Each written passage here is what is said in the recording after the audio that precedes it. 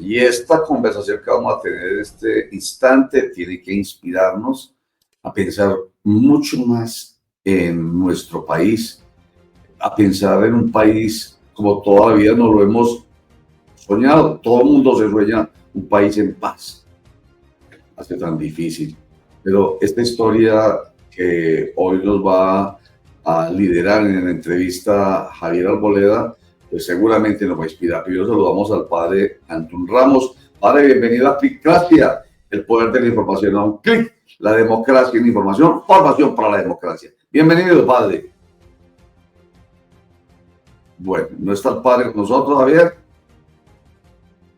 Ni Javier. Y yo estoy aquí, ya está el padre. Padre, buenos días, cordial saludo. Buenos días, cordial saludo para todos ustedes y a todos los que lo ven. Venga, usted, ¿dónde está el padre? ¿Dónde está? Aquí en Medellín. No, pero ¿dónde está? O sea, ¿quién es el padre? ¿Usted es el padre? Ese mismo. No tiene pinta. Para nada. Qué maravilla, excelente. Porque yo imaginaba, le voy a decir, apenas viaja Javier con sus canas y su pinta, dije, este es el padre y el entrevistador es Antún. Parece, ¿verdad? Bienvenido, padre, qué bueno que esté con nosotros. Muchas gracias por invitarme. Bueno, Javier, adelante. Bueno, muchas gracias, don Roger, muchas gracias al padre por acompañarnos aquí a esta hora, más que hacerle promoción a un libro, a este libro del que vamos a hablar hoy. Lo que queremos es un poco recoger el testimonio del padre Antún Ramos, que creo que fue un protagonista de primer orden antes, durante y luego de lo que se conoce como la masacre de Bojayá, reconocida por las mismas FARC como el peor error en la guerra de ellos. Creo que esa masacre ocurrida el 2 de mayo de 2002 marca un hito en la historia violenta de este país, no solamente por la cantidad de víctimas, al final fueron 79, la mayoría niños, y había entre ellos también mujeres en embarazo, sino por la sevicia y por la barbarie que se vivió durante varios días, dos específicamente, en ese pueblo incrustado en la ribera del río Atrato, lo que se llama el Atrato Medio Antioqueño, a 200 metros de Vigía del Puerto. Recordemos que Bojayá es el municipio y en Chocó hay una particularidad, y es que los municipios, las cabeceras municipales adoptan otro nombre. El nombre de este municipio, de esta cabecera, era Bellavista, o sigue siendo Bellavista, ya el padre nos lo aclarará. Lo cierto del caso es que el padre fue, si se quiere, un ángel sin alas, un ángel negro que protegió a su comunidad negra, que salvó a muchas vidas, y aunque el saldo es muy alto, pues lo que hizo el padre en su momento, pues de alguna manera casi que salvó al resto de la población que se vio inmersa en un cruce de fuegos inclemente, que terminó obviamente con la explosión de eso. Quiero empezar con una cita muy concreta que dice un poco sobre el tema. Mi nombre es Antún Ramos Cuesta. La primera vez nací en Bagado, Chocó, el 28 de agosto de 1973, hijo de César Ramos y Carmelina Cuesta. La segunda vez nací en Bellavista, Bojayá, el 2 de mayo del 2002, a mis 28 años. Padre, la primera pregunta, yo creo que la más obvia es, ¿por qué después de 23 años usted se atreve a escribir una escritura con un amor profundo por su comunidad, detallando sin ningún adjetivo extra? No le sobró ningún adjetivo, es más, creo que no hubo ni uno solo en toda la descripción que usted hace sobre esta tragedia? ¿Por qué 23 años después usted se atreve a contar detalles tan minuciosos, pero tan, de alguna manera, terroríficos de lo que sucedió ese día en esa comunidad del Atrato Medio? Bueno, Javier, yo pienso que se escribe 23 años después por distintas razones. Una, ahora tengo menos rabia.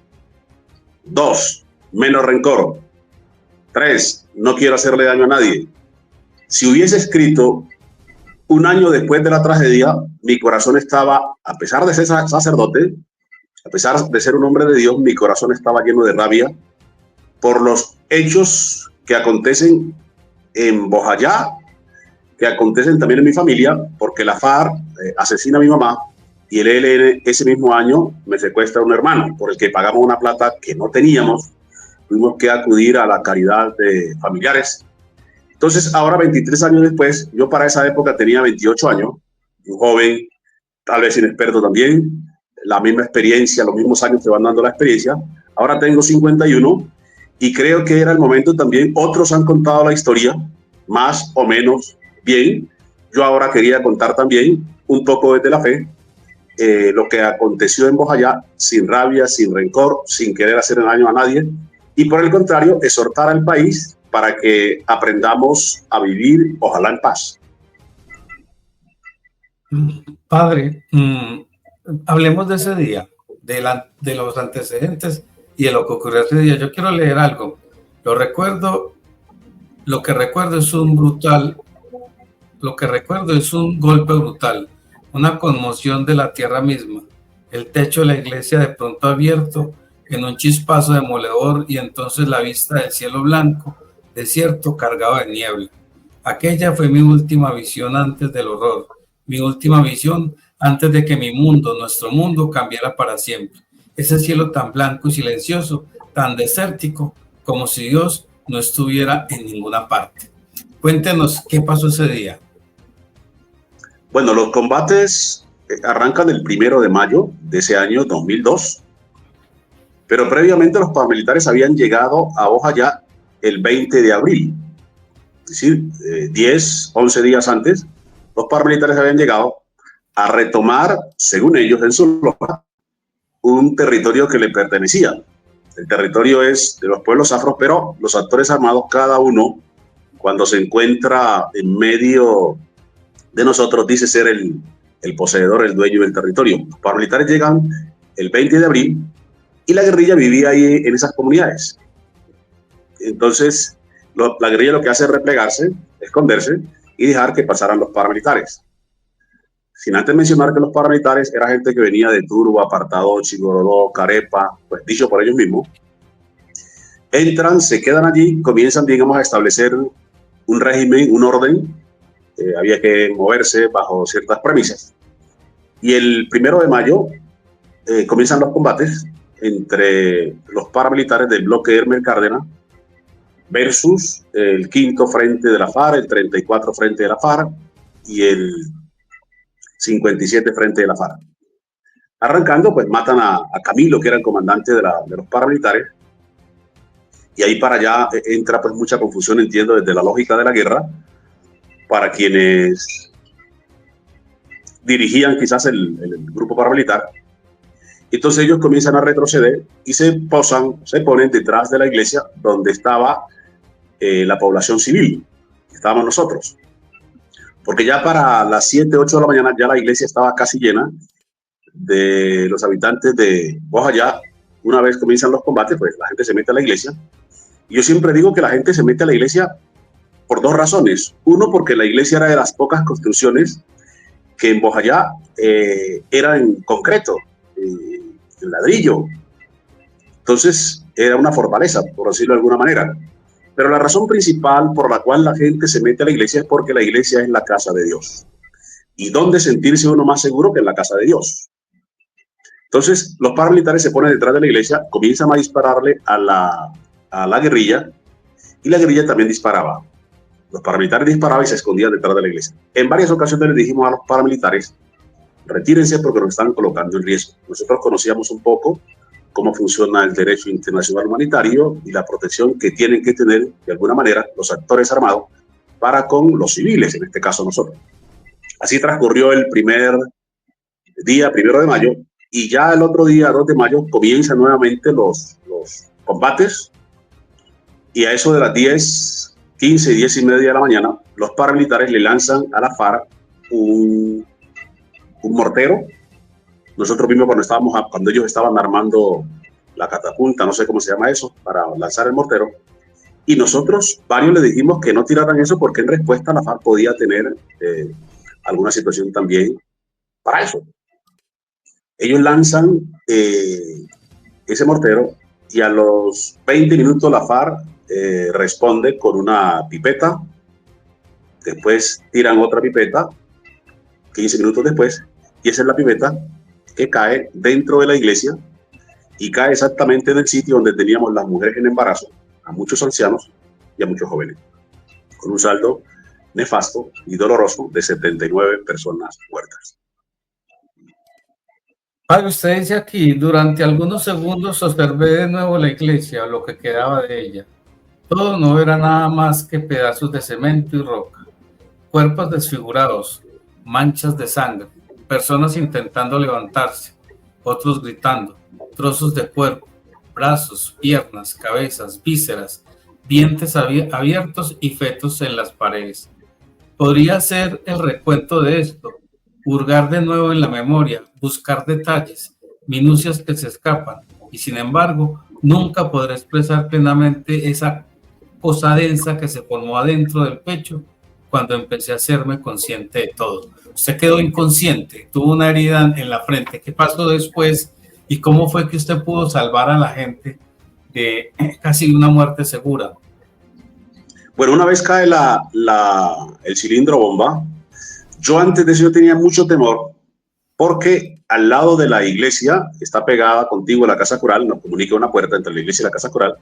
Yo tenía, Javier, 500 galones de gasolina. Y yo entendía cuando cayó la primera pipeta que la pipeta también podía caer en donde teníamos los 500 galones de gasolina. ¿Por qué ese poco de gasolina? Porque nosotros teníamos que subir 10 horas a Quito cada mes y bajar la mayor cantidad de gasolina posible para poder recorrer 23 comunidades que eran muy distantes, que como misioneros teníamos que acompañar los distintos procesos pastorales que se tienen para las comunidades. Entonces, por eso se trae la gasolina y cada recorrido se pueden llevar 40, 50 galones de gasolina. Por eso teníamos esa gasolina ahí. Entonces siempre tuve temor por ese tema de la gasolina. Una vez cae la pipeta, comenzamos nosotros a llevar los heridos a la casa de las hermanas. Las hermanas están aquí a 20 metros de la iglesia y las hermanas al menos tienen conocimiento médico, son enfermeras muchas de ellas. Yo no tengo ninguno. Y entonces, junto con parte de la población, fuimos recogiendo de los heridos que estaban en la iglesia, los que a nuestro juicio se podían salvar. Y es así como pues, uno iba mirando a esta persona que todavía respira, está bien, la echamos al hombro y la tiramos para donde las hermanas. Y así llevamos una cantidad de heridos a hombro.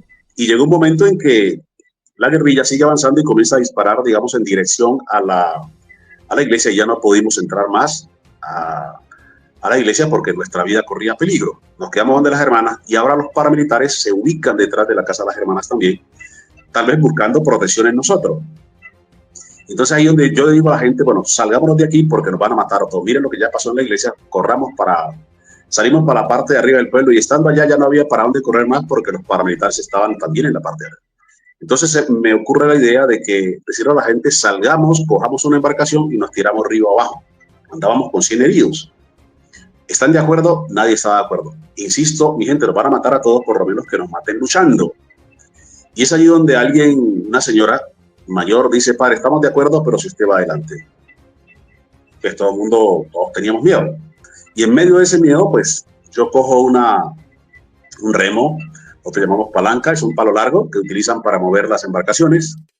Entonces amarro una sábana blanca y es ahí donde yo realizo la marcha que ya hemos llamado el milagro de la vida.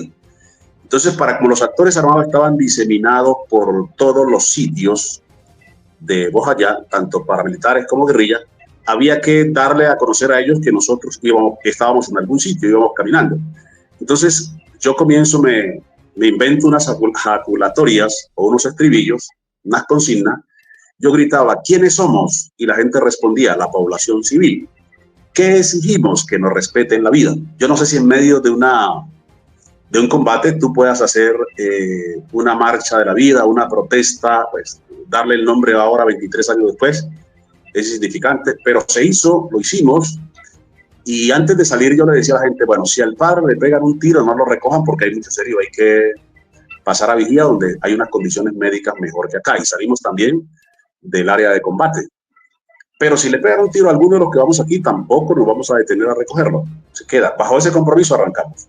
Cogimos las embarcaciones, nos fuimos a Vigía del Fuerte y ya la comunidad de Vigía del Fuerte, los padres de Verbo Divino y las hermanas Laurita se pusieron al frente para acompañar todo el proceso de reubicación de alguna manera, y el parte médico también apoyó toda esta situación. Padre, lo que vino después fue el entierro en fosa común, usted nos lo va a contar también, pero quiero que termine ese relato con la presencia nuestra allí, que nosotros llegamos acompañados del ejército y hubo un acto allí que a mí me tocó presenciarlo y yo me quedé admirado, y fue el famoso zapatico de Mario Montoya. Yo estaba en el atrio de la iglesia, afuera de la iglesia, sentado con otro periodista de semana, y ellos no nos vieron, ellos simplemente pensaron que estábamos ahí, y yo empecé a ver cómo bromeaba el general Montoya con las personas que estaban alrededor, y alguien le entregó el zapatico. Después dijo, tráiganme a los periodistas que ya voy a hablar. A los 30 segundos de estar hablando, él estaba rompiendo en llanto con un zapatico que ni siquiera tenía rastros de haber estado en esas condiciones, porque estaba completamente limpio. Pero de ahí hasta ese episodio con Montoya, y creo que usted tuvo o aún tiene un tema por resolver, o más bien él con usted, con el general Mario Montoya. Cuéntanos un poco el protagonismo, entre comillas, del general Mario Montoya, y qué pasó con el entierro y cómo convenció usted a la gente para que un acto tan solemne y tan importante para las comunidades negras chocuanas como es la elaboración del duelo a través de las oraciones y de las novenas, tuvieran que saltarse y enterrar a estas personas en fosa común. Bueno, nosotros antes de lo que pasó, desde el 20 de abril, nosotros comenzamos como Diócesis de Quito, como comunidades negras y como comunidades indígenas, a mandar alertas tempranas. Yo recuerdo por lo menos hicimos 10 alertas tempranas para que el Estado, con lo que a bien tuviera, entrara a proteger a los ciudadanos, que en este caso éramos nosotros, un puñado de negros que estamos a la ribera del río Atrato. No se hizo. Es decir, el Estado llega, si el Estado se entiende como los militares, el Estado llega al cuarto día, al tercer día, perdón. Ya no había ni guerrilla ni paramilitar. Y se presenta, al día de hoy nadie certifica que ese zapato tuviera que ver con algún niño de los que entraron a la iglesia. Los combates comenzaron a las 6 y la mayoría de los niños entraron a la iglesia descalzo y casi desnudo, porque la gente estaba durmiendo cuando comenzaron los combates. Entonces el general Montoya nos llama aparte y me dice: padre, necesito que usted diga ante los medios que las FARC son terroristas. Necesito que usted diga que ya llegó el Estado para proteger a los ciudadanos. Pues claro, yo estoy con rabia por lo que pasó, por las alertas tempranas que no se cumplieron. Toda esta situación, yo le digo al general, nosotros necesitamos la presencia del Estado antes de lo que pasó. Ya ahora, ¿para qué diablo sirve el Estado aquí? Ya los muertos están. Siento que no fue buena mi respuesta para él.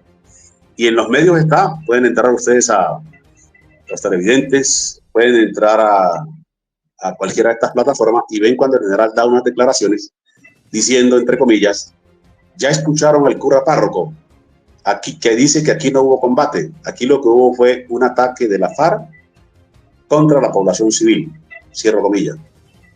Yo nunca dije eso. Claro, y la FARC escuchan esa declaración que da el padre Antún, según en bocas del general. Entonces la FARC de alguna manera me ponen en la mira porque el combate estaba. Sería yo torpe negar un combate que fue evidente, que están los rostros ahí tirados, las consecuencias. Pero el general dijo lo que dijo y puso en riesgo, digamos, no solamente al padre Antún, sino a todos los misioneros que trabajamos en la zona del atraco. Tiempo después, un periodista, pues, a los días, Juan Gosaín, Antonio José Caballero, y aquí yo hago una defensa del buen periodismo, porque hoy día hay muchos periodistas que detrás de un micrófono en la fortaleza de las grandes ciudades creen que la guerra es un juego y creen que pueden auspiciar, bendecir y direccionar para que nos confrontemos. Juan Gosaín, por el contrario, Antonio José Caballero, que está en el cielo, me hace una entrevista, y esa entrevista donde yo aclaro que yo no le dije eso al general, que yo soy una persona, digamos, que defiendo la vida, que no entro a agredir a nadie. Esa otra parte la escucha a la FARC y es la que le baja la atención sobre lo del padre Antún. Una vez ya en Vigía del Fuerte, cuando nosotros pasamos a Vigía del Fuerte, disponemos a todos los heridos, primero que todo, para que el parte médico estuviera allí. El médico me dice, de Vigía, me llama aparte y me dice, padre, no va a haber tiempo para hacer 100 ataúdes. Y el médico, ¿y qué hacemos? Y me dice, vamos a hacer una fosa común. Yo hasta ese momento, hasta ese día, yo no sabía que era una fosa común. No porque no supiera el concepto, sino que para nosotros los afrodescendientes, el concepto y la realización de ese concepto, es decir, enterrar unas personas como NN en un hueco, pues no lo concebimos, no lo aceptamos, menos lo entendemos. Entonces, si yo no lo entendía, pues la gente menos. Entonces yo le digo al médico, venga, acompáñeme, y la gente está reunida, y digo, venga, acompáñeme para que nos ayude a explicar la situación. Entonces yo le digo, el médico me está diciendo que por un tema de salud, se descomponen los muertos, comienzan a transmitir enfermedades, vamos a tener que hacer una fosa común. Pues si yo no lo entendía, la gente menos, deje el médico explique, porque yo tampoco sé transmitir a la gente que es una fosa común. El médico comienza a explicar que hay que hacer un hueco 3x3x3x3, se embala la gente en unas bolsas de polietileno y se tiran allí. Yo creo que igual de trágico de la pipeta momentos atrás fue haber dicho a la gente lo de la fosa común, porque los combates seguían y no es fácil pues para nosotros asimilarlo, porque a cada muerto en el Pacífico hay que hacerle un velorio, hay que hacerle un entierro y hay que hacerle 9 días de rezo. Eso no es opcional, es obligatorio para que el muerto descanse y descansemos también nosotros. Y a los niños también se les tiene que hacer, menores de 12 años, una tradición, el gualí o el chigualo, que se hace con los niños, y no se hizo nada de eso. Entonces fue muy doloroso para nosotros no hacer un proceso de duelo y de alguna manera de sanación. Solo lo hicimos un año después, cuando ya los muertos son exhumados, los traen a medicina legal, los reconocen, le dan identificación, y un año después hicimos un entierro y unos gualí simbólicos.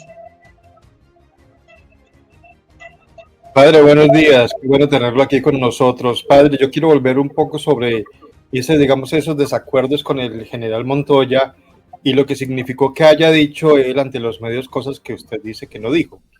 La seguridad suya pues corrió riesgo, y usted también nos cuenta lo que pasó después con Juan Gosaín.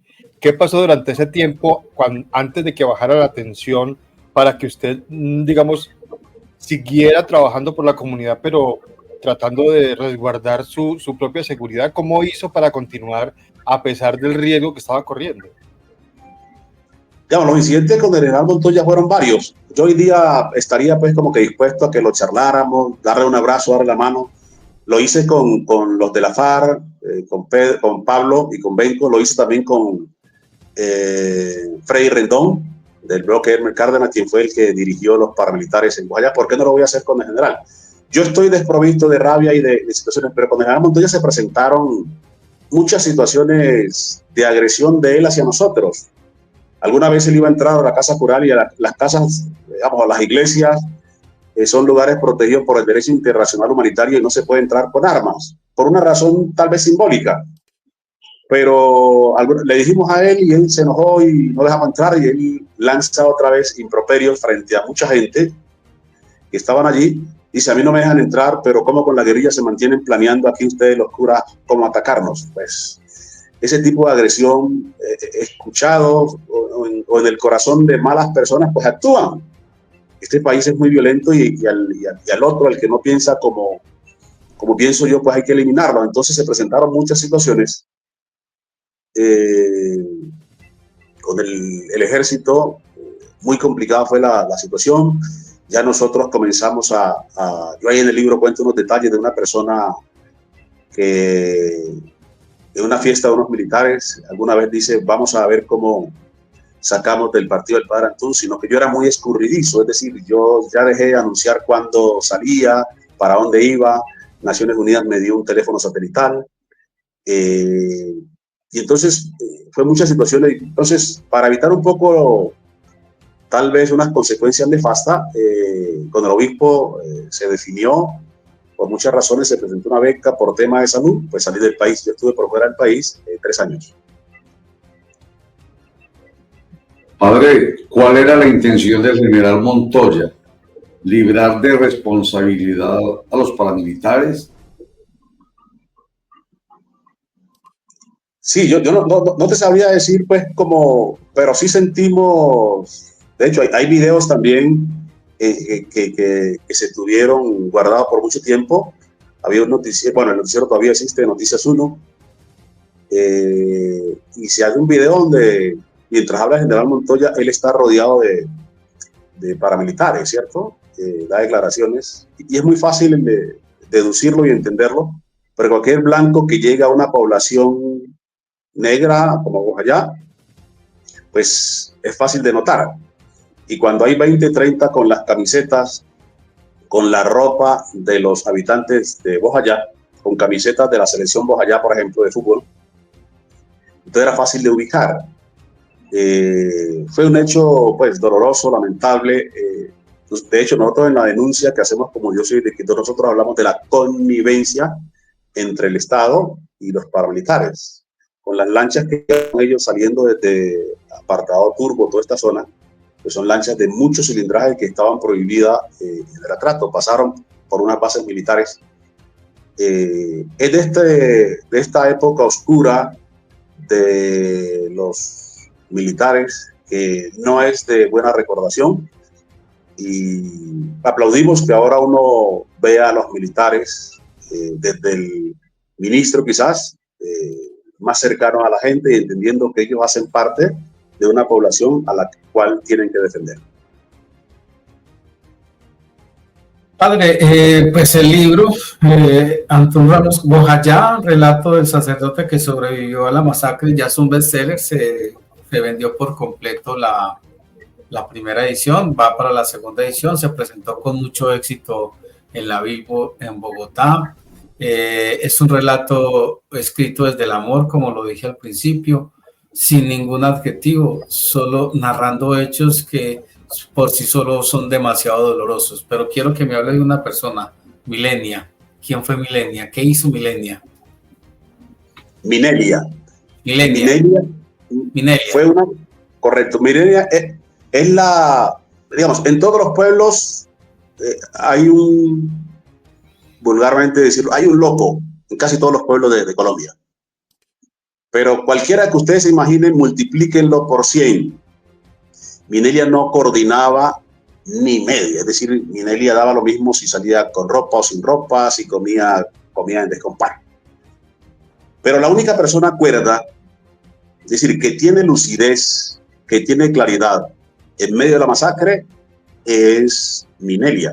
Es decir, tal vez un psiquiatra nos los puede explicar mejor, porque Minelia, sabiendo nosotros que no coordinaba, Minelia no tuvo tiempo de salir de la iglesia cuando estábamos sacando a los heridos, y Minelia se quedó. Y Minelia comienza a decirle a los heridos que no alcanzamos a sacar, yo los voy a curar, pero con una claridad médica única. Ella entra a la casa cural, mide en una botella mide 1 litro de agua y le echa 3 cucharadas de sal por 1 de azúcar, un suero. Y viene y comienza a limpiarle las heridas a muchos de los heridos y les hace torniquete.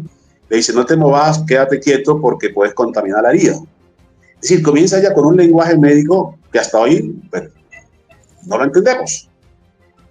Y comienza a darles de beber a los que se estaban deshidratando suero hecho por ella, y estaba pendiente, daba como cuando el médico va y los enfermeros van a visitar a los que están hospitalizados y le dan un diagnóstico en qué está el paciente. Minelia comenzaba a ver y comienza a voltear los que no podían hacerlo y les hacía los torniquetes, les hablaba. Es decir, cuando la gente que se queda da el testimonio, pues uno se sorprende. Minelia, digamos, restableció su cordura al 100% con conocimiento médico, dicho por cientos de personas que se quedaron, no alcanzaron a salir, que Minelia cura a muchas personas. Al otro día que nosotros regresamos de Vigía del Fuerte hacia Bojayá, Minelia me dice, pastor, así me decía, pastor, ahí te organizan los muertos.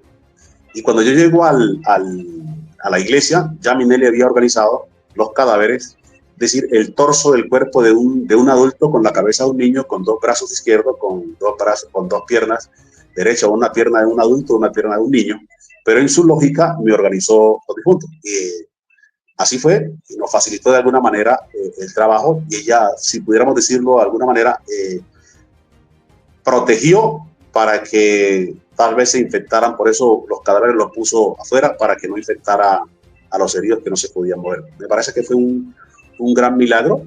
Tiempo después, digamos, días después, Minelia volvió otra vez a su situación de esquizofrenia ya diagnosticada, pero en ese momento tuvo toda la lucidez del mundo. Qué maravilla, alcalde, qué maravilla para los creyentes en los milagros, los creyentes, voy a hablar en primera persona, los creyentes en los ángeles. ¿Sería posible que el arcángel San Rafael, por ejemplo, haya, digamos, encarnado, permítame la expresión, en este personaje? Sí, pues es así, es decir, hubo una intervención divina, porque te digo, esto que te estoy diciendo tú, le puedes quitar peso si dices, no, lo está diciendo tú vas y le preguntas a 100 personas que se quedaron en la iglesia y te cuentan incluso más detalles, más minucia de la intervención de Minelia. Minelia no coordina un diálogo partiendo de allí, y Minelia allí tiene una claridad médica única. Es decir, ¿quién le explicó a ella que un suero se hace 1 litro de agua, 3 cucharadas de sal por 1 de azúcar? Lo de los torniquetes, es decir, yo he hablado con algunos psiquiatras, con algunos médicos, pues que a mí me han explicado, yo desde la fe lo entiendo, ¿cierto? Además, el milagro al final uno lo entiende no tanto como algo extraordinario, sino como a favor de Dios. Y desde allí, ese milagro, y el milagro cuando salimos en la marcha, la guerrilla y los paramilitares dispararon en esa dirección, y a ninguno de los que estábamos allí nos ocurrió absolutamente nada. De esto te pueden dar fe 200 personas que iban en la marcha. Padre, hay una imagen, incluso yo la conté en una de las crónicas que hice, y es la de una mujer caminando durante segundos sin cabeza. Esa imagen hoy usted no la tiene muy clara, pero me la contó en su momento. ¿Qué recuerda de esa imagen? ¿Qué cree que pasó? Porque incluso yo indagué y me podrían decir, alguien me pudo haber dicho, alguien me dijo, mejor dicho, pudo haber sido tipo efecto de la inercia, ¿cierto? Y entonces la inercia la llevó a caminar algunos pasos sin cabeza. Pudo haber sido objeto de las alucinaciones que provocó el momento. Pero lo cierto del caso es que esa imagen usted también la refleja o se cuestiona sobre esa imagen en el libro. Sí, no, la imagen es real. La familia, digamos, me dio muy duro esa imagen. Yo siento que me acerqué a la familia de la persona, yo nunca revelé el nombre por respeto a los familiares que se quedaron, ¿cierto? Pero la imagen es real. Hoy día guardo una muy buena relación con la familia y siento que acercarme a ellos, porque ella venía como en dirección hacia mí a pedirme ayuda. Y cayó, pues, caminó, la inercia tal vez, médicamente haya alguna otra explicación, camina, pero sin parte de la cabeza. Estos son relatos muy, muy cruentos, pero esa es la guerra. Eso pasó. Y yo no cuento como para generar morbo, porque pues no es mi intención. Y por eso, Javier, tú, si te acuerdas, a la primera persona que le di una entrevista fue Javier Arboleda. Desde ahí guardamos una muy buena amistad, porque vi en ti la posibilidad de contar un hecho sin malicia, sin hacer daño, sin morbo. Por eso la primera entrevista que yo di, para esa época tú trabajas para un periódico de la ciudad de Medellín, y la primera entrevista, porque vi de todos los periodistas, vi en Javier una persona que quería contar la historia y que el protagonista fuera la historia, no el periodista. Entonces, el hecho fue real, el hecho existió, doloroso, y por eso el libro tiene por finalidad al no más de la guerra, porque lo que aconteció en Bojayá, primero se pudo haber evitado, pero de no prestarle atención a lo de Bojayá, porque no aprendimos la lección, esto se puede presentar en cualquier otra parte del país y sería muy doloroso. Padre, usted es un hombre de Dios, un hombre de fe, y ante esta situación allá en Bojayá, usted lo mencionaba, lo leía Javier en uno de los apartes del libro, pareciera que Dios no estuviera ahí. ¿Cómo mantener la fe ante semejante hecho tan grave, tan condenable, tan fuerte para usted? ¿Cómo mantener la fe en Dios mismo y también en la humanidad después de esto? Fácil no es. Si yo me demoré 23 años en hacer una reflexión sobre esto, te puedes imaginar quien no tiene ese proceso o quien no estuvo el acompañamiento espiritual y psicológico después de lo de la masacre. Yo después estuve mucho tiempo en Medellín, en La Ceja, con el padre Emilio Betancur en la parroquia de la Visitación, con la gente del Camino, en una casa de reposo en La Ceja, Antioquia, con psicólogos, con psiquiatras, mucha gente que me acompañó, porque al final la vida es así. Nosotros somos supervivientes, nosotros estamos luchando permanentemente desde que salimos del vientre de la madre. Tal vez por eso lloramos, por lo duro que es la vida, para unos más que otros. Yo te contaba que antes de la masacre de Bojayá, la FARC en un hostigamiento hace eso en Quito y ahí muere mi mamá corriendo buscando refugio, le dio un infarto y murió. Después lo de Bojayá y después en una pesta milagrosa los helenos secuestran a un hermano. Tuvo 45 días secuestrado por el que pagamos un dinero pues que para una familia promedio como la nuestra pues era bastante alto, ¿no? Entonces son tantas cosas y venga lo de Bojayá. Si yo perdí mi iglesia, que es mi campo de labranza, de trabajo, mi campo donde yo me realizo como persona, como sacerdote, perdí la feligresía, que eran la mayoría, el 99.9% eran amigos míos, eran conocidos, eran colaboradores de la iglesia, eran hombres de fe, y estas situaciones te hacen flaquear, dudar muchas veces, en lo personal no en Dios, pero en una humanidad que se ha alejado de Dios y entiende las consecuencias. Y aquí hago un paréntesis. La guerra tiene unos momentos de lucidez. Yo cuento en el libro que los paramilitares nos ayudaron a llevar los heridos a la casa de las hermanas y estaban como apenados con nosotros. Los que estaban muy pesados, que no podíamos, los paramilitares todos, los llevaban para la casa de las hermanas. Y a renglón seguido después, cuando la guerrilla ya tiene el control del lado de la iglesia, las guerrilleras que hacían parte del 57 y el 34, yo vi muchas de ellas llorando, vomitando incluso y maldiciendo la guerra. Ellos decían, nosotros no vinimos aquí a matar civiles, esta gente no nos ha hecho nada a nosotros. Entonces, unos y otros, de alguna manera, en medio de su actitud hostil contra Dios a través de nosotros, las personas que estábamos en esa iglesia, pues yo vi en esos dos hechos, en ayudarnos a cargar heridos, y en la otra maldiciendo la guerra y el cuerpo reaccionando ante lo que hicieron, vi actos ahí de humanidad. Ojalá fueran mucho más los que se puedan presentar, actos de humanidad, que actos de deshumanización. Estaba yo preguntándome, no, estaba yo definiendo cómo le iba a hacer la pregunta en el momento en que usted está respondiendo sobre las actitudes de paramilitares y de guerrilleros. Es que me refiero, padre Antún, a que recuerdo el comentario inicial de esta entrevista cuando Javier pregunta, ¿y por qué la iglesia? Y usted dice muy sencillo, porque la casa de Dios es ahí donde se protege, Dios protege, pero resulta que Dios no nos protegió. Un poco en la misma orientación de la pregunta que acaba de hacer Germán. Yo venía pensando, bueno, y Dios realmente no fue capaz de protegerlo porque es que la gente es más mala que buena. Es que la humanidad se ha perdido. Sin embargo, la humanidad no se ha perdido porque ahí, debajo de esos uniformes, debajo de la violencia que ustedes vivieron y que vive todavía el pueblo colombiano, realmente hay gente que son personas. Padre, hay que confiar en eso, hay que confiar en que definitivamente puede haber un cambio de mentalidad y que el ser humano sí está ahí y que Dios es capaz de cambiar esa mente perversa del ser humano.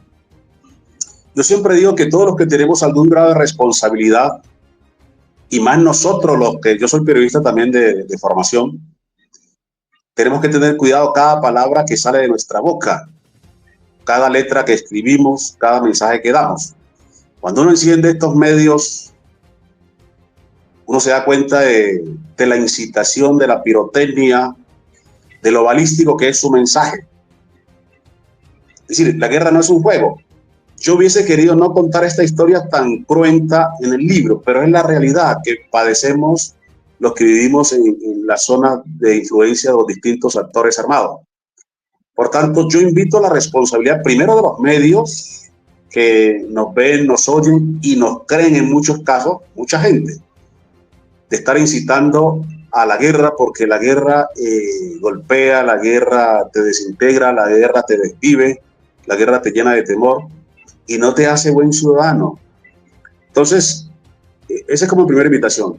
La otra, como para el ciudadano de pie. Nosotros el tema de paz lo queremos recargar solamente a un Estado, a un gobierno, cualquiera que sea, pero en la cotidianidad de nuestros días nosotros no somos constructores de paz. Es decir, estamos tirándole ventaja al otro, estamos buscando tumbar al otro, etcétera, etcétera.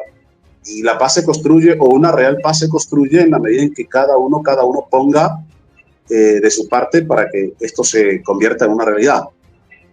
Entonces, confiar en la humanidad, no podemos perder la confianza en la humanidad. Yo quizás soy el más optimista. Padre, y el llamado a nuestros líderes, a nuestros dirigentes, a nuestros gobernantes, que son incendiarios también, que son generadores de violencia. Deben ser ellos los que den el buen ejemplo, el gran ejemplo de que la paz empieza por, usted dice, las palabras, porque es que las palabras matan, las palabras incitan. Entonces, ese es un llamado que hay que hacerle definitivamente a nuestros gobernantes, a nuestros políticos, a nuestros dirigentes. De eso trata el libro. Es una invitación a ese no más. A todo aquel que tenga un público que lo escucha, pues tenga cuidado. Incite a que vivamos en paz. Pues toda esta gente que incita a la violencia, pues andan rodeados de escolta, viven bajo unas condiciones de protección, etcétera, etcétera. Cualquiera que sea, no quiero pues como darle color político, ni izquierda ni derecha. Toda esta gente que tiene algún grado de responsabilidad, pues van lanzando, digamos, situaciones sin medir las consecuencias, que las consecuencias las padecemos quienes estamos en estas áreas de influencia. Entonces, el libro tiene esa invitación, por eso se hace 23 años después, para que políticos, para que militares, para que guerrilla, paramilitares, es decir, todo aquel que sea escuchado, todo aquel que tenga una responsabilidad social, política, eclesiástica, incluso porque ahí en la parte de la iglesia también hay quienes instan muy sutilmente también a que esto le ponga en orden de otra manera, a través de los fusiles, cosas que es contraria al evangelio. Padre, bueno, hay que decir que el padre hizo parte de la comisión, de una comisión que viajó a La Habana durante los diálogos con las FARC.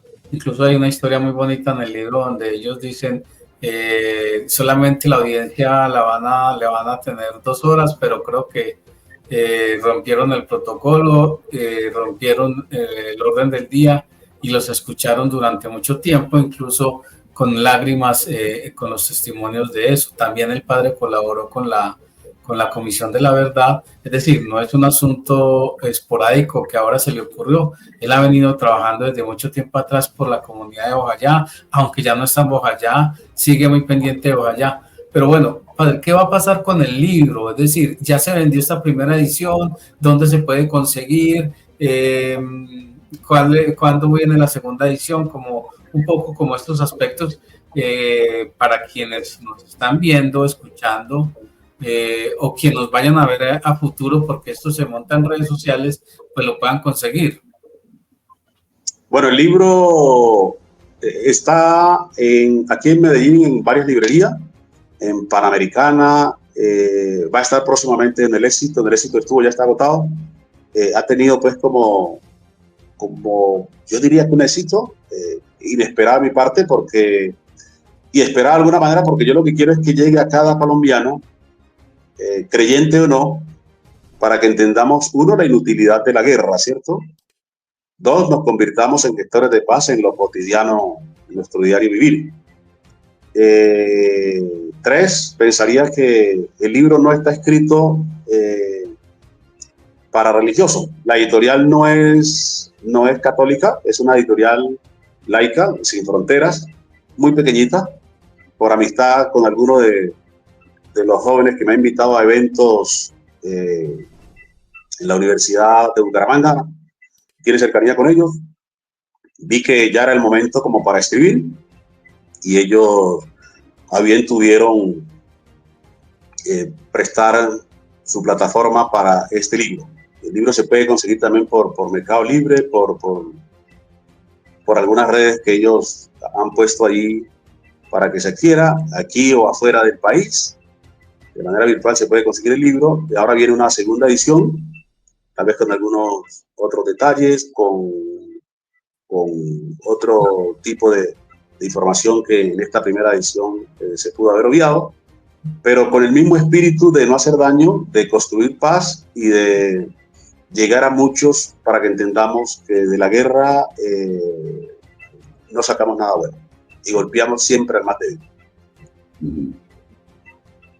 Una última reflexión, padre. ¿Valió la pena lo de Hojayá? Porque es que la situación hoy en Chocó, si no es igual, es un poquito peor. Sí, yo siento que en el Chocó siguen los actores armados, paran el Chocó, un pueblo sumido en la pobreza, lo paran a cada rato en sus carreteras, en sus ríos. Este fin de semana 6 muertos en la capital, Quito. Hay unas bandas ahí que se pelean el control del territorio. Es decir, todo esto que en algún momento pasó en muchas ciudades del país, llegó allá con mucha fuerza. El mismo desempleo, es decir, es un cúmulo de factores que han hecho que Campé, en Quito, sobre todo capital, y en el Chocó en general, la violencia. Nosotros seguimos allí en medio de nuestras limitaciones, en medio de nuestros miedos, seguimos interactuando con distintos actores, tiene que moverse. Yo estoy cerca a Quito y me toca moverme por 20 comunidades, y va uno a su acción pastoral y te encuentras con un actor, después con el otro. A veces te reclaman, otras veces te quedan mirando. Es decir, estamos viviendo como al límite de tantas situaciones, pero creemos que siempre y cuando nos mantengamos en la obra de Dios, aspiramos a no tener problemas. Ojalá, Padre, esas palabras suyas escritas ahí en este libro toquen corazones. La verdad es que mucha gente cree que esa violencia, esa crueldad que se narra en su libro y que usted nos está aquí recordando y que nosotros vivimos como periodistas, los aquí presentes, hemos vivido unos y otros acontecimientos aciagos, y definitivamente muchas lágrimas nos han robado esos momentos, porque como periodistas no nos podemos desprender de ese dolor. Entonces, lamentablemente, mucha gente parece que viviera la guerra como si estuviera viendo una película. No sabe cómo, o no lo quiere saber, que de verdad toca a mucha gente cercana y toca y sigue desangrando nuestro país. Entonces, ojalá de verdad, Padre, así como ha sido sensible esta conversación que gracias a Javier lo ha traído a usted aquí a que nos cuente, así como ha sido sensible esta conversación, su libro pueda llegar a los corazones de mucha gente. Y qué bueno que sea exitoso, más que por usted, bueno, por usted, obvio, pero que sea exitoso en el sentido en que entre más se vendan es porque más gente está leyendo y es porque más gente se va a tocar, más gente se va a sensibilizar. Esperemos que sí, porque hay que decirlo, la humanidad pareciera que no creyera en que hay un ser especial que lo que quiere es que los amemos. O sea, estoy hablando de los católicos, estoy hablando de los cristianos. Bueno, mentiras que en otras religiones también se habla de la paz, del amor, se habla del respeto al otro. En todas las religiones realmente se habla de eso. Y no sabe uno por qué diablos no, y se atravesó la palabra diablos, ¿sí ve? ¿Por qué diablos no se puede ser un ser humano convivente, que respete al otro, que quiera al otro, y que al contrario quiera destruir al otro? Entonces, yo sinceramente termino nuestra reflexión, Padre, ojalá que vaya muy bien en el sentido de que más gente lea ese testimonio y se le reblandezca ese corazón de verdad. Padre, qué bueno que hayas estado con nosotros, Padre, con nosotros acá hoy en Cliclasia. Usted me permite, Roger, antes de que despidamos al Padre, eso que usted acaba de decir, lo que dijo el Padre antes, conocer esta historia, muchas de las personas más jóvenes seguramente no tienen ni idea de qué pasó en Bojayá, no conocen la historia. Y muchas de esas personas lamentablemente pueden estar pidiendo lo que el Padre decía ahorita, guerra, que hay que enfrentarse a aquellos y los otros.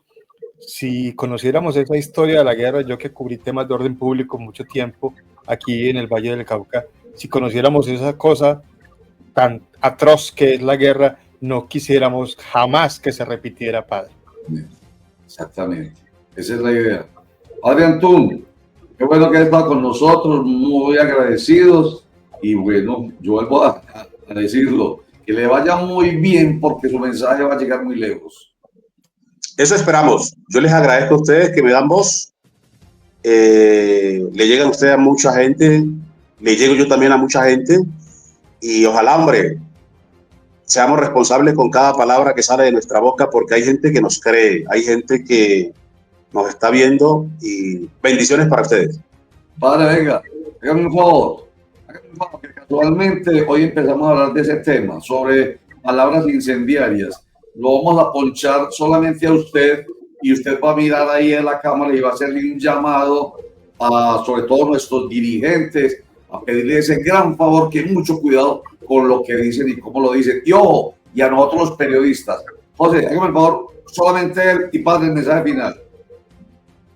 Bueno, yo invito a todos los que tenemos responsabilidad social. Ahora se acerca, se está calentando ya los motores para las próximas elecciones, a tener cuidado con el ser humano, con ese otro indefenso.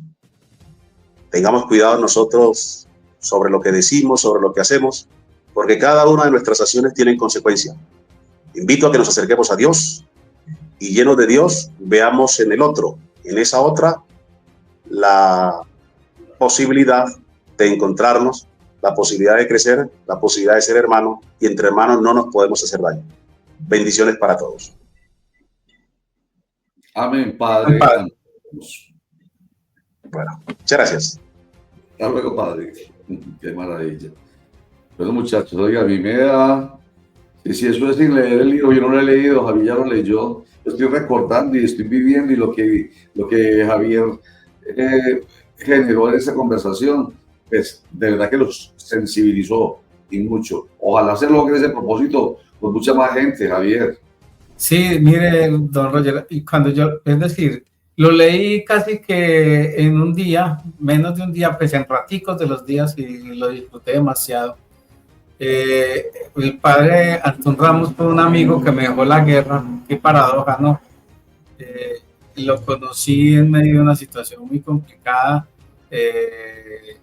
cuando yo veo al padre recogiendo ese resucito, y yo pensé que era un parroquiano más, pues alguien más, cuando me dicen que era el padre. Después la escena del zapatico, y después buscarlo en Quibdó fue muy difícil, porque él estaba huyendo de los periodistas, estaba demasiado ofendido, con mucha razón, por los periodistas, porque nosotros no pudimos llegar a tiempo, porque el tiempo que nos demoramos en llegar le sirvió mucho a los paramilitares, al ejército y a la misma guerrilla para tapar de limpiar un poco la escena. Fue muy difícil. Y esto me recuerda, leer ese libro me recuerda una cosa, un episodio muy maluco que tuve después de Bojayá. Me mandaron para el psicólogo hizo un diagnóstico mío un poco complejo, porque él decía que era imposible que lo que yo estaba escribiendo hubiera sucedido. Pero cuando yo veo este libro, yo digo, no, yo no estaba loco. Todo lo que pasó ahí, pasó de verdad. O sea, esa es la señora corriendo sin la cabeza, el padre en medio de la balacera con una sábana ajada y rota pidiendo protección por la población civil. Es más, incluso él no contó ahí una historia, y es que él se quedó sin descalzo. Él calza 46. Y vio unos pies con unas sandalias y las sandalias le quedaron de don Roger. Eso es otro milagro, porque era imposible caminar sobre todas esas esquirlas que dejó. Y sabe que mató mucha gente, más que la metralla de la pipeta. Lo que mató mucha gente o hirió a mucha gente fue que las tejas de Ternín se volvieron en dagas, don Roger. Entonces, la onda expansiva alcanzó a mucha gente, y por eso el saldo tan complejo de eso.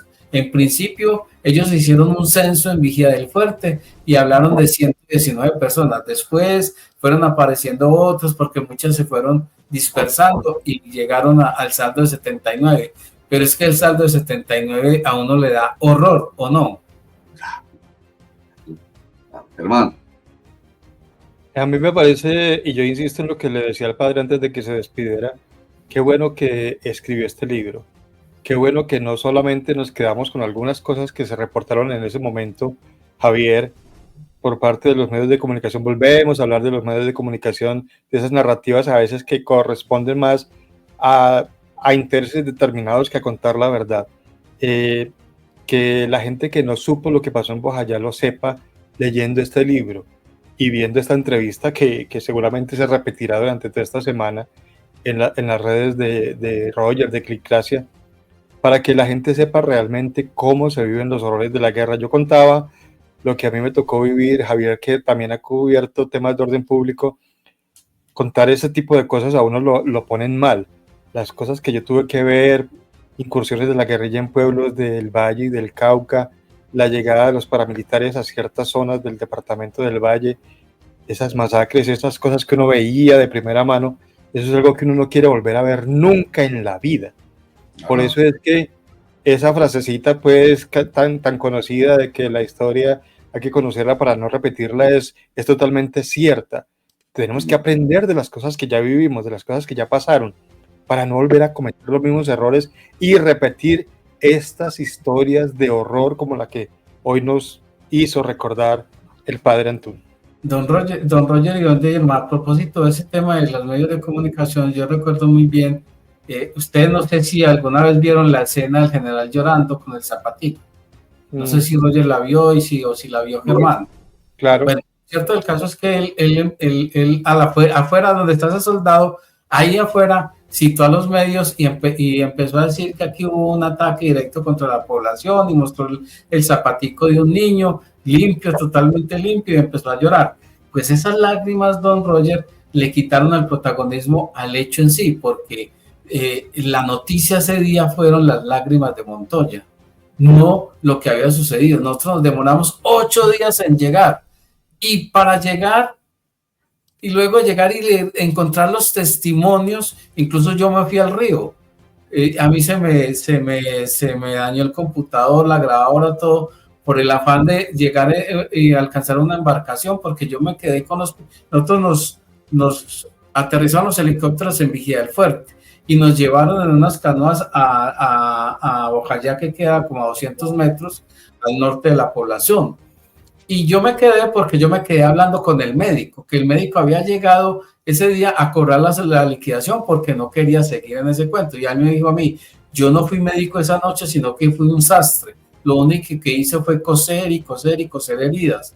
Entonces yo llegué, cuando me fui para Bojayá, me caí al río y me salvaron unos niños, porque yo tenía unas botas y las botas empezaron a chupar.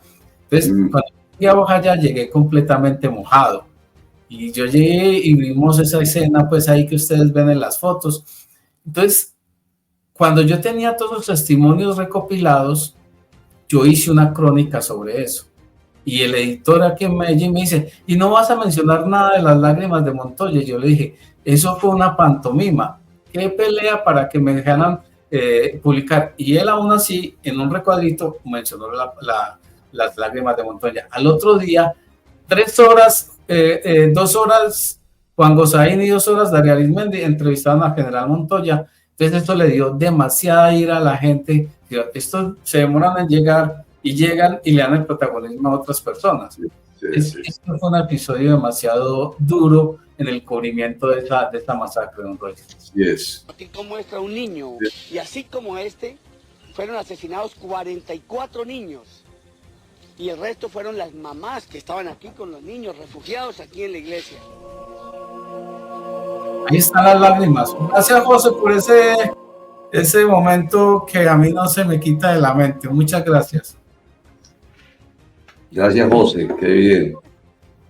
Qué vaina, qué dolor. Bueno, lo otro también que se vuelve paisaje es, lo sugirió el padre Antún, muchos no saben lo que es la guerra. Muchos, como yo también lo pensé, piensan que es una película y quieren la guerra, aman la guerra y no quieren que haya maneras de lograr la paz.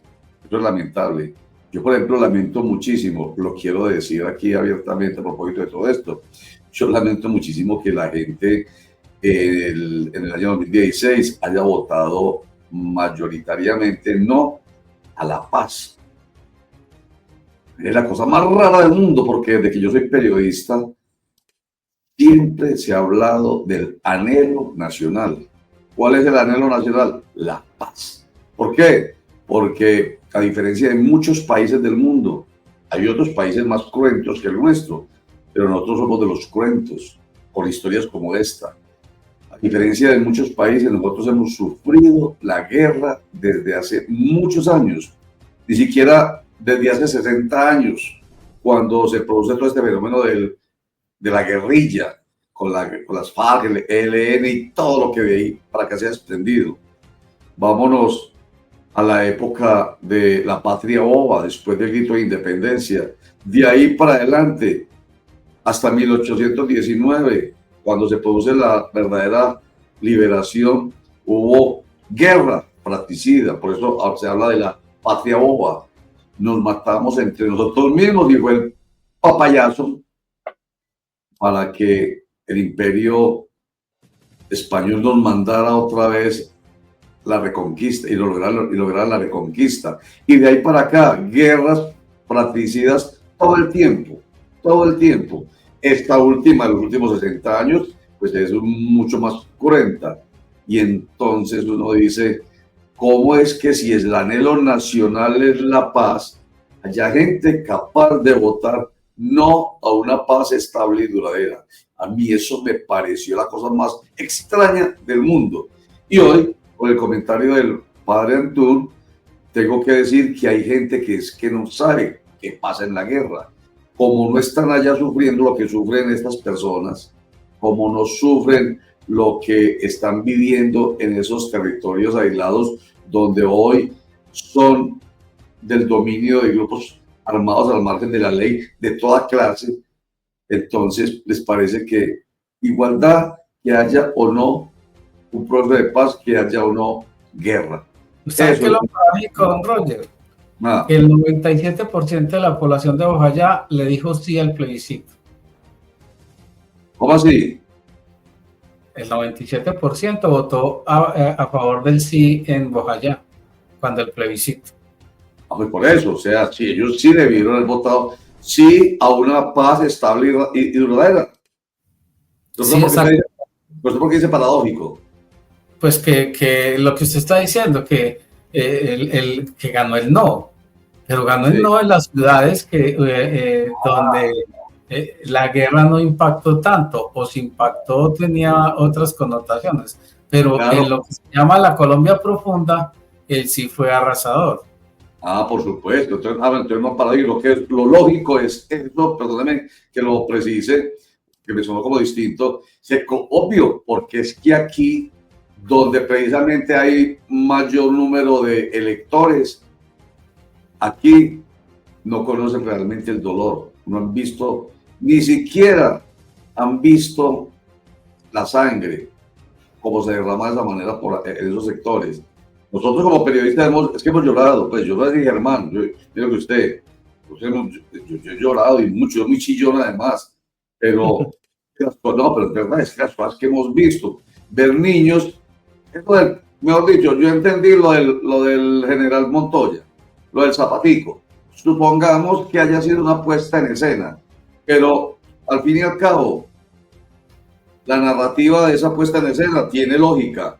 No se puede uno imaginar lo que significa tener un zapatico en la mano. Y no un zapatico, sino muchos zapaticos. Y ver tanto inocente sufriendo los rigores de la guerra. Es porque precisamente hay que vivirlo, hay que sentirlo para uno decir, bendito sea Dios, que nos puede pasar. En fin, muchachos, ok, como dice Germán, mi estimado Javier y José León Vasco, usted que es el hombre que programa, vamos a organizar esta entrevista con el padre Antún para que la promocionemos en nuestro canal.com, el canal.com, y le hagamos bulla, o sea, a tal hora, tal día, vea la entrevista con el padre Antún recordando ese momento tan terrible que no es, a partir de ese se recuerdan muchos momentos más. Roger, si usted me permite, volviendo a este tema de las cosas que nos ha tocado ver, hay una cosa, una anécdota que les quiero contar a ustedes que me ocurrió a mí en el Valle del Cauca, aparte de otras cosas muy feas que no quiero contar, pero una de las cosas fue cuando en el centro del Valle comenzaron a llegar estos grupos paramilitares. Ellos hacían digamos que una llegada previa pintando las paredes de las casas en las zonas rurales, y luego llegaban y la forma de hacerse sentir era con masacres, lamentablemente, y dándole plazo a la gente para que abandonara las viviendas.